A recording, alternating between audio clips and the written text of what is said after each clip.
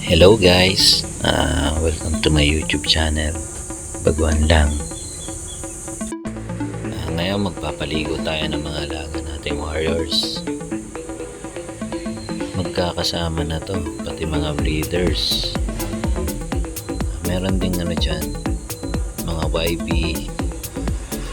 Pati yung may bagong pisa, sinama ko na para isa na lang.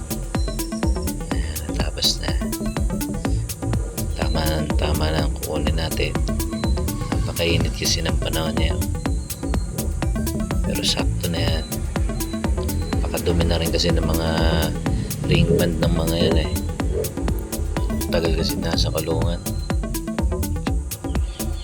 Naka feathering pala yung mga yan, pero may tatlo ko dyan hindi hawak. Yung hindi ko pinedering,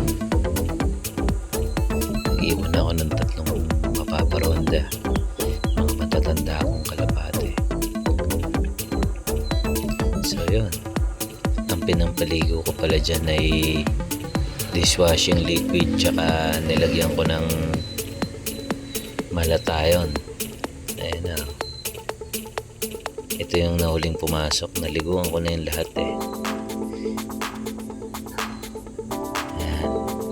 Ito testing kong ilaro sa norte to. Okay naman yung feathering niya malalapad yung pakpak. Pero update ko kayo pag ilalaro ko na. Maraming salamat sa panonood. Salamat.